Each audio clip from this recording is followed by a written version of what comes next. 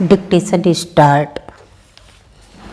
आदरणीय साथियों, भारत में पंचायती राज की मान्यता सदियों से रही है। पंचों में परमेश्वर वास करता है, ऐसी हमारी मान्यता रही है।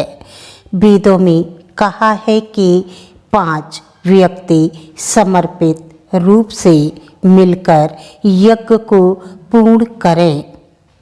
स्वर्गीय राष्ट्रपिता महात्मा गांधी जी की मान्यता थी कि भारत की आत्मा गांवों में बसती है। जब तक गांव स्वतंत्र नहीं होते, देश पूर्ण रूप से स्वतंत्र नहीं होगा। गांधी जी के अनुसार सच्चे लोकतंत्र का परिचालन केंद्र में बैठे 20 व्यक्तियों द्वारा नहीं कराया जा सकता है। इसका क्रियान्वयन प्रत्येक गांव के निवासियों के माध्यम से ही होना चाहिए। उनके अनुसार जन समर्थन प्राप्त पंचायतों को कोई भी कानूनी कार्य करने से नहीं रोक सकता।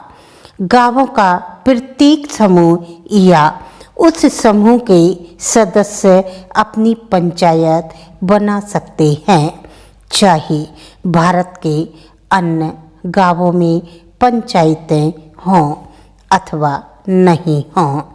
गांधी जी की यह मान्यता थी कि हर अधिकार कर्तव्य से ही मिलता है। ऐसे अधिकारों से कोई भी वंचित नहीं कर सकता।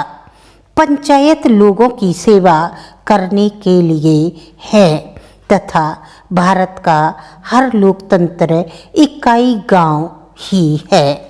भारतीय संविधान के अनुच्छेद 40 में पंचायती राज के संबंध में अंकित किया गया है कि राज्य ग्राम पंचायतों का संगठन करने के लिए अग्रसर होगा तथा उनको ऐसी शक्तियाँ और अधिकार प्रदान करेगा जो उन्हें स्वायत्त शासन की इकाइयों के रूप में कार्य करने योग्य बनाने के लिए आवश्यक हो।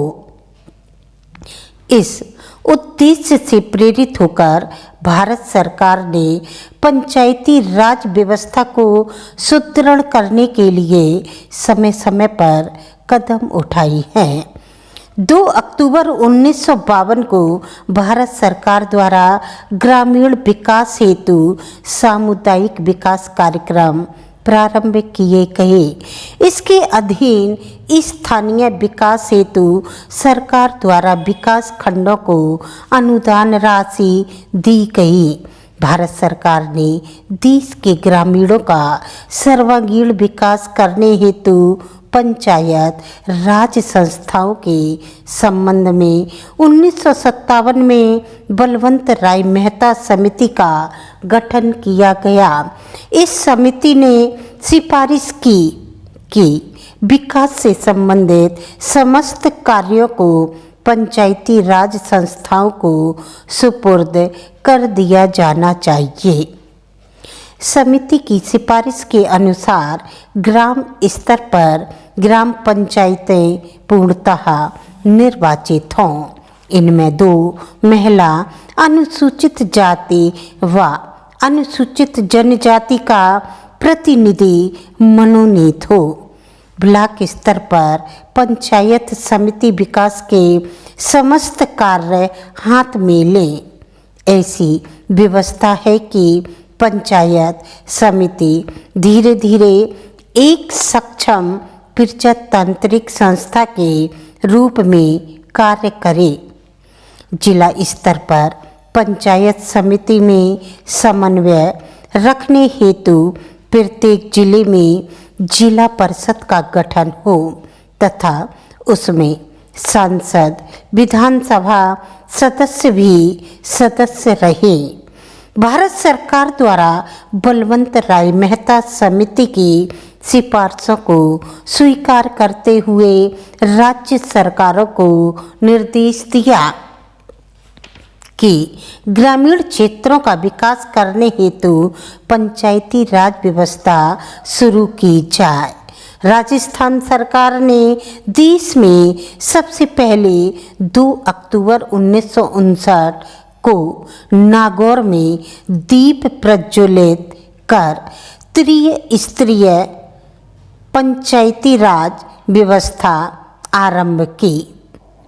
यद्यपि राज्य में ग्राम पंचायतें पहले से थीं, ब्लॉक स्तर पर पंचायत समिति व जिला स्तर पर जिला परिषदों का गठन किया गया।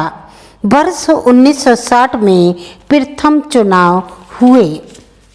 देश में पंचायती राज संस्थाओं की बिगड़ती हुई स्थिति को ध्यान में रखते हुए पूर्व प्रधानमंत्री श्री राजीव गांधी ने पंचायती राज ढांचे को सुदृढ़ बनाने की कल्पना की थी और उन्होंने पंचायतों को अधिक अधिकार सौंपने तथा महिला और कमजोर वर्गों की इन संस्थाओं से अधिक भागीदारी देने की परिकल्पना की थी।